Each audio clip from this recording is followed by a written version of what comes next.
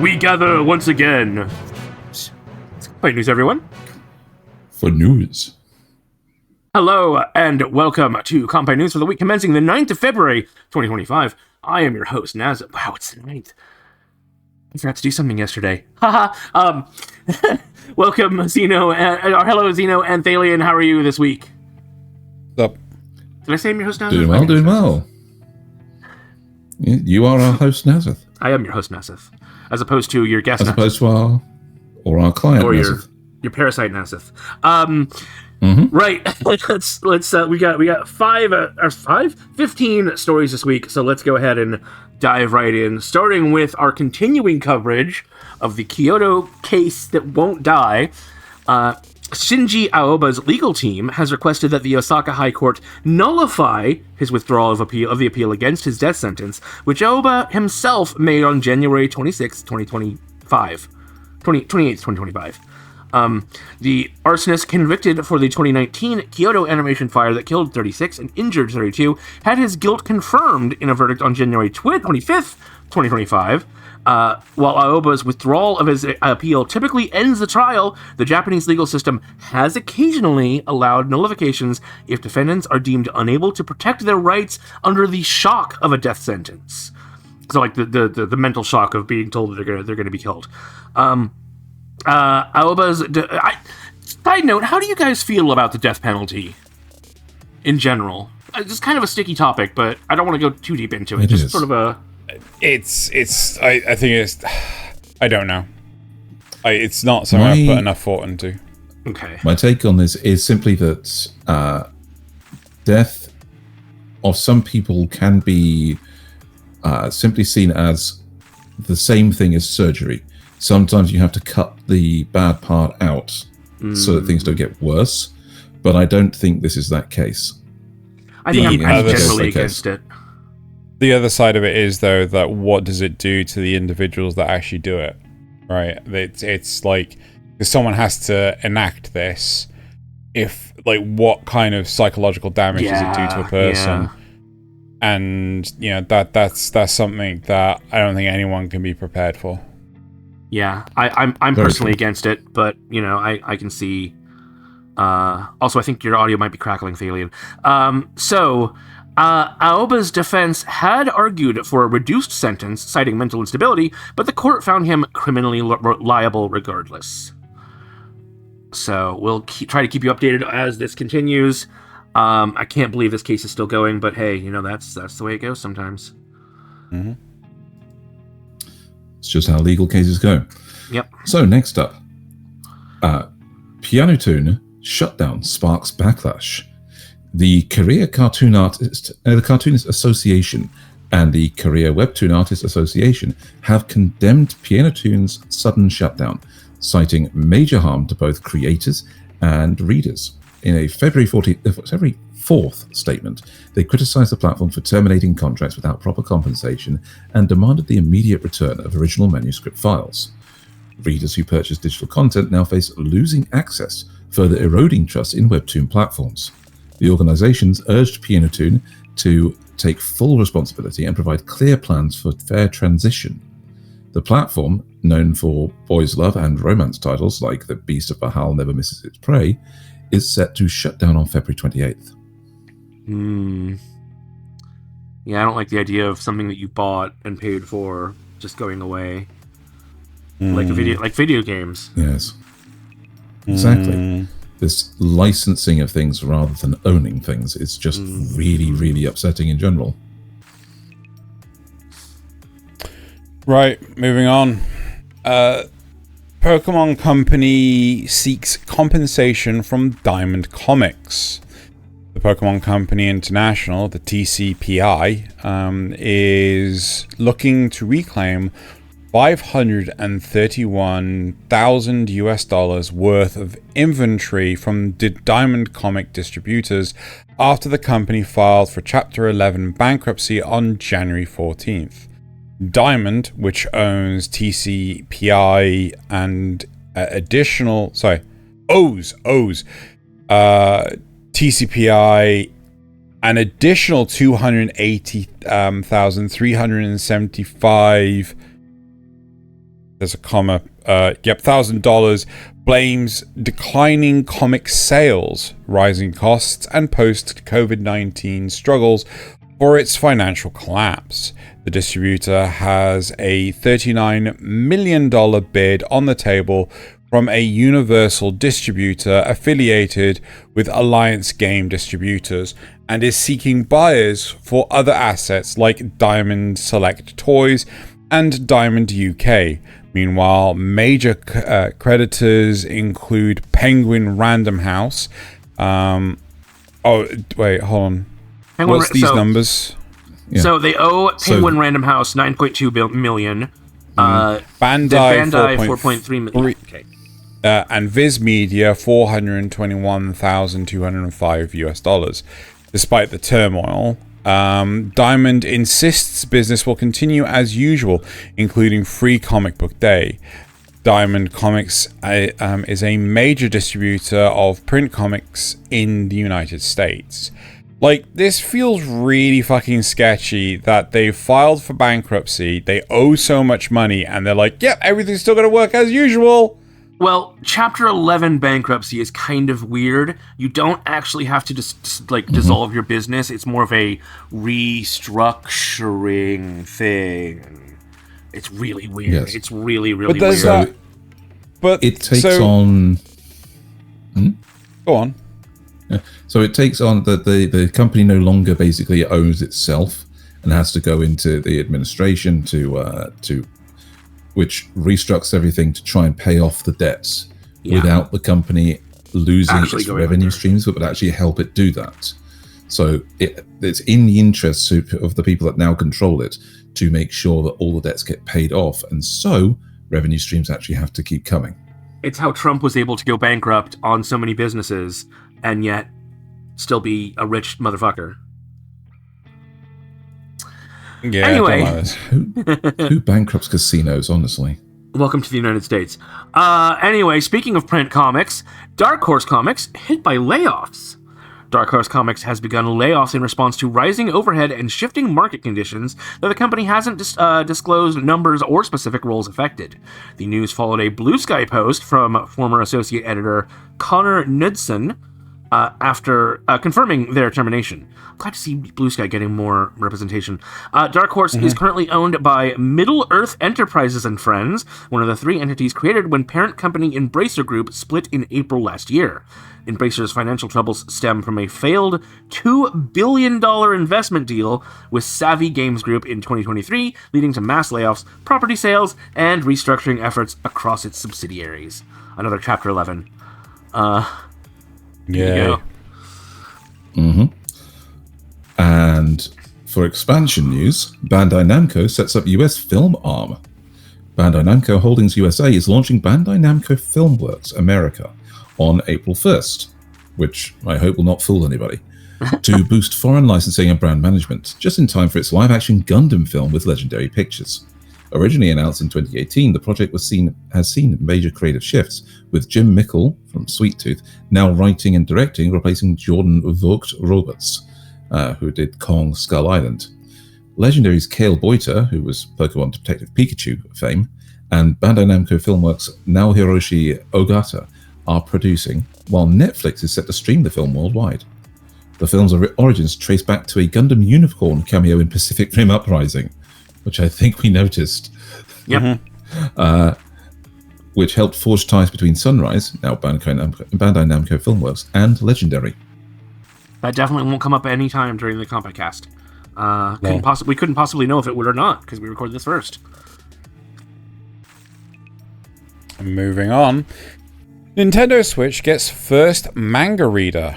Its first manga reader. Tatsuki Waki, editor for Shogakukan's monthly Korokoro comic, revealed on the site formerly known as Twitter that the Nintendo Switch will receive its first manga reader service in Japan on March 13th. While details are scarce, the announcement featured an image from Futa Kimura? Futa Kimura's Inume no Makimoto Shi, the greatest achievements require time manga. All great achievements require time. Damn it. All great achievements require time. Manga. This launch follows Shogakukan's recent release of the Novellus app in the United States and Canada, which utilized AI-assisted translations for light novels and manga. You know what? I really need to sit down one day and actually pick up a light novel of some kind. Yeah. I wonder Also, if this they'll bring... convenient timing, because this is just in time for the Switch 2.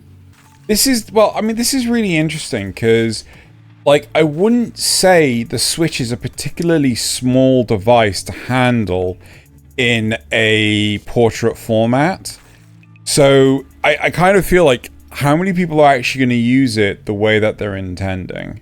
This is where Thaylien goes to grab his Switch. Nope. Maybe. No? Yes? Oh. Is that a Switch? Yeah. It's not bad. Honestly, that's better than holding a tablet. Yeah, so that's... If you use the touchscreen, take the controllers off it. But I imagine that you and I, Thaylien, have absolutely massive hands. I know way too many people with, like, the smallest hands in the universe. I'm like, how do you function in life? Okay, so that's the Switch without its controllers on, so it's a touchscreen.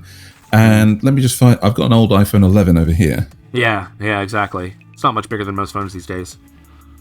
Yep. See? Anyway. Well, again, I know people that can't fucking hold their phone properly. They have, like, a ring tab on the back. Oh, yeah. Well, I mean, you probably get one of those for the Switch. Anyway. But then it won't fit in the dock. Maybe there's one that's, like, removable. I don't know. Anyway. I mean, if they think it'll work in Japan, I'm sure it will.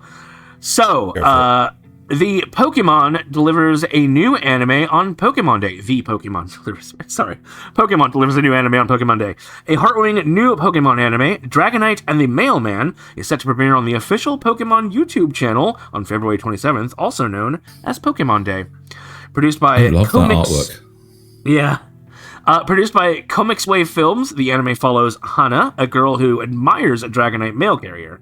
When she stumbles upon an undelivered letter, she embarks on a journey with her Fuecoco? Yeah. To find its intended recipient, a boy named Ryo, whose father is working abroad in the Kanto region. Directed by Taku Kimura, who did Star Wars Vision's Tatooine Rhapsody. And featuring music by Evan Cole, who did the music for Violet Evergarden. The anime's theme song, Kami Hikoki, or Paper Airplane, will be performed by Suis from Yorushika. I'm just a little concerned that those kids aren't falling off the Dragonite as it's flying around upside down. Well, that always happens. You don't fall out of a roller coaster when it's doing a loop-the-loop. Yeah, exactly. That's because you've got a thing holding you down. No, all the time. With actual momentum, it works. Yeah, well, I mean, like, how much momentum... Anyway, moving on. Stop thinking about physics on a Pokemon game. Or movie, cartoon, whatever. So, E3 is dead. Long live iicon. I think it's iicon. It's iicon. Maybe. Interactive icon. With E3 officially buried, the Entertainment Software Association, ESA, is moving forward with iicon, a new invite-only interactive innovation conference, debuting in April 27th to 30th of 2026. This is going to be at the Fontainebleau Resort in Las Vegas. Featuring big names like Square Enix, Sony, Nintendo, and Microsoft, iicon aims to connect industry leaders across gaming, film, music, and more through keynotes, workshops, and networking opportunities. This shift allows years of E3 struggles, including cancellations and failed partnerships, marking a new... follows years of E3 struggles, including cancellations and failed partnerships, marking a new direction for gaming industry events. Or just more of the same. So, could just be more of the same. Right. Ghost in the Shell gears up for 2026. After a cryptic 96-hour countdown featuring the Laughing Man, the Ghost in the Shell franchise revealed a major 30th anniversary exhibition set to open in Tokyo in 2026. covering all past anime adaptations, including a newly announced Ghost in the Shell series. Science Sarah will produce the upcoming anime though details on the staff and cast remain under wraps. The exhibition will showcase everything from the original 1995 film to standalone Complex 2845, making a full cycle moment for the iconic cyberpunk saga. I think this is the 2026 one. No, that's Laughing Man. Oh, yeah. Complex. Yeah. Okay. Maybe they don't have a video for the 2026 one. Anyway. No, not yet. It's only the announcement. So, yeah. Next up. Right, so Requiem for the Rose King takes the stage. So this is an anime that I watched relatively early on in the Kanpai Cast days. Aya Kano's Requiem for the Rose King is getting a musical adaptation set to run at Tokyo's Kokumin Kyosai Co-op Hall from April 19th to the 27th. Former Takarazuki review star Tsukasa Hiryu will portray Richard, with Akiko, that's Prince Richard, I think, at the time, with Akiko Kodama directing and Ryu Hizuki handling the script. The dark fantasy manga, inspired by Shakespeare's Richard III, previously received a 2-core anime adaptation in 2022 that actually wasn't that bad. It's really weird, but I liked it. Fans of historical drama and revenge-fueled tragedy can now look forward to seeing the House of York's rise and fall on stage. Mm-hmm. It was a boys' love cover of Richard III, which is really interesting. Anyway. Very. So, speaking of more stage stuff, Lisa brings another Great Day tour to North America. Crunchyroll is bringing J-pop sensation Lisa to North America for her Another Great Day tour. She'll perform in New York City on June 18th, Los Angeles on June 24th, and Mexico City on June 28th. Tickets drop on February 14th with a 24-hour pre-sale on the 12th for Crunchyroll followers. Known for hit songs in Demon Slayer Kimetsu no Yaiba and Sword Art Online, Lisa's music has shattered records, and she's currently performing the opening for Solo Leveling Season 2, Arise from the Shadow. Weird. Fans get ready for an electrifying live experience. Honestly, the opening for Season 2 is pretty good, so, you know. Indeed. Say what you will I think it's good artists to do these bad shows. Yeah. Right. Moving on. Hideki Anno Classic hits North America theaters.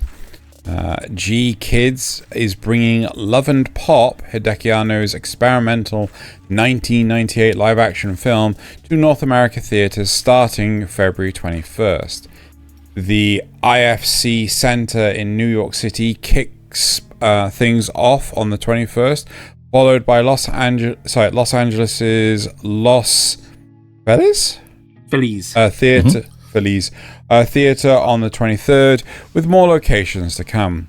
I think that translates to the Happy Theater, because Feliz Navidad is Merry Christmas or Happy Christmas or something. Anyway.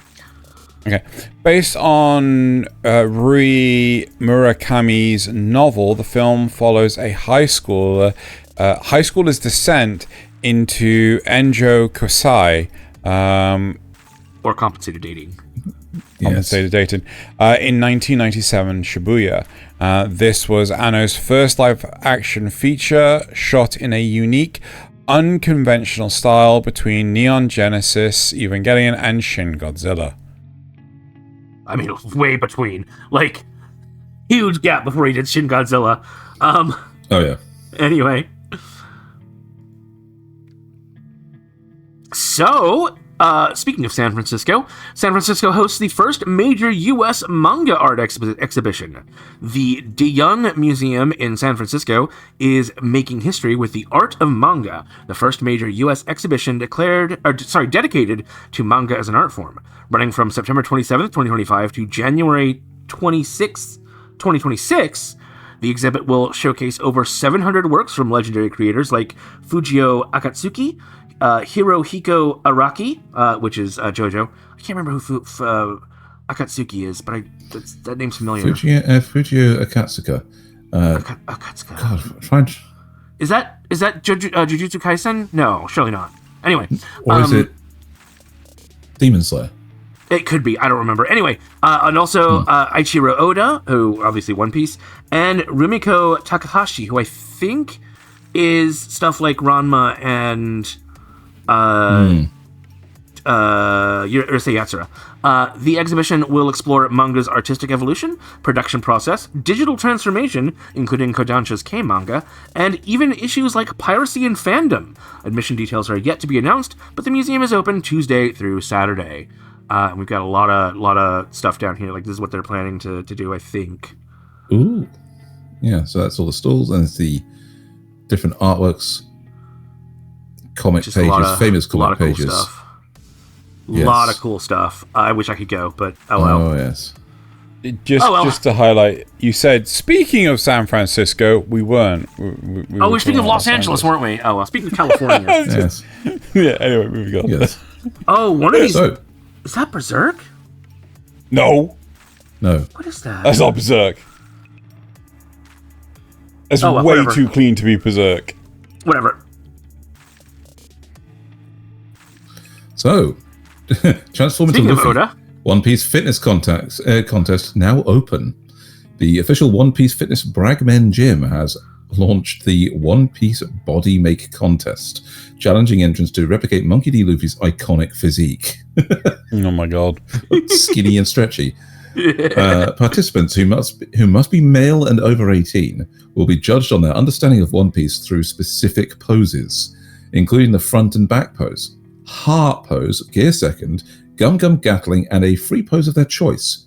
Contestants must wear jean shorts and a straw hat while showcasing a balanced physique with rounded shoulders, tight waist, and latissimus dorsal development. The contest will take place on June 1st, with applications closing on April 30th.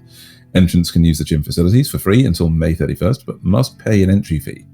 Winners will get a custom One Piece bounty poster and prizes. There you go. Wow. I mean, hey, it's encouraging Look people at to that get physique, fit, though. so... All right. And on to our very last story, because we don't have any facts or rumors this week. Cool. So, anime and manga releases with February 2nd to the 8th. First of all, we're looking at anime. So, all of these dates are the 4th of February. Starting off with a certain Magical Index Season 3 Blu-ray disc at $50 US. We have One Piece Season 14 Voyage 2. Fuck knows what the Voyage 2 part is. Blu-ray disc. Shut up. Okay. One Piece Season 14 Voyage 2 Blu-ray disc at $45. And then we have Jujutsu Kaisen Season 2 Hidden Inventory / Premature Death Blu-ray disc, and Psycho Pass Season 1 and 2 Blu-ray disc, both for $40. I see. Okay, that's why you did that. Then moving on to Sentai Filmworks, we have Chain Soldier Season 1 Blu-ray disc at $70. Moving on to manga, all on February 4th, we have a very, very, very big mix. Titan releasing Atom, the Beginning graphic novel 10 for $13. Viz Media with Boruto 2 Blue Vortex, the number 2 Blue Vortex graphic novel 1, $12. Seven Seas Candy and Cigarettes graphic novel 11 for $14. Prudential USA with Colette Decides to Die graphic novel 2 for $11, and A Condition Called Love graphic novel 11 for $17. All different prices. Let's make our lives difficult. Yeah. Right. Okay, so for digital manga, we have on the 4th of February, Kodansha USA with Chihaya Furu, graphic novel 48, sorry, my bad, for $11. Then we have J Novel Club. All of these are on the 5th of February. Just checking the price, and they're all $9. So we have Doll Kara graphic novel 9. The Oblivious Saint can't continue her power. Contain her power. Sorry, god damn it. The Oblivious Saint can't contain her power. Disgraced no longer. I'm finding happiness with the Prince. Graphic novel 2. Peddler in Another World. I can go back to my world when I want. Graphic novel 5. And Gushing Over Magical Girls. Graphic novel 11. Again, all of those February 5th, $9. Right. Moving on to novels, right? So I'm just scanning these. So all of these are from Seven Seas Entertainment. All of them are on the 4th of February. Just double check the prices. So, Reincarnated as a Dragon Hatchling, novel 9 for $14. And then the rest of them are Mimosa. 16, I think, yeah, the Mimosa Confessions, novel 3. Though I am an inept villainess, Tale of the Butterfly Rat Body Swap in the Maiden Court, novel 8. What the hell? I know what that means. The Too Perfect Saint, tossed aside by my fiance and sold to another kingdom, novel 1. All those three were for $16. I'm going to repeat those because they are just like, what the hell? So again, that's the Mimosa Confessions, Volume 3. Though I am an inept villainess, Tale of the Butterfly Rat Body Swap in the Maiden Court, novel 8. And the Too Perfect Saint, tossed aside by my fiance and sold to another kingdom, Volume 1. Whew. Sorry, Thaylien, I think you were about to explain that one. So, the Butterfly Rat Body Swap. So this is a body swap where a beautiful butterfly-type person has been swapped with somebody who is like a rat. Right, okay. So it's a personality or looks thing. So she's been made ugly. Sure, right. Okay, then we're going to go to digital novels. And as far as I can tell, these are a bit all over the place. So first of all, J Novel Club. These are all $8. Right. However, The Hero Killing Bride, novel 1, is coming out on the 4th of Feb, or has come out on the 4th of Feb. Finding Avalon, The Quest of a Chaos Bringer, novel 5, and The Hero and the Sage, Reincarnated and Engaged, novel 3, are both coming out on February 5th. Have come out on February 5th, Jesus Christ. And then Dimension Wave, novel 2, February 6th. Again, all of those $8, right? Then from Seven Seas Entertainment, thank God there's only one, Easygoing Territory Defense by an Optimistic Lord. Production magic turns a nameless village into the strongest fortified city, novel 4, for $10, and that came out on February 6th. Names, I swear to God. Some of these names... Yeah. Some of these names are incredible. Oh, sorry, but the inept. Though I'm the inept villainess. Tale of a Butterfly Rat Body Swap. That one was just like, what the hell's happening? Mm-hmm. Oh my gosh! All right, that does it for the news this week. Hope you enjoyed. Please stay tuned later this week for Kanpai Cast, where we're talking about. How did you phrase it, Thaylien? It's not the author's Bailius Guy's wish fulfillment. It's sort of why was this made? Oh, anime was a mistake. That's right. Yeah. Yes. So we're it's kind of a little elevator pitchy sort of thing where we're talking about shows that shouldn't really have been made. God, yeah. It's gonna be a good time, and then we had fun. Hopefully, we'll see you back here next week for more news. For more news.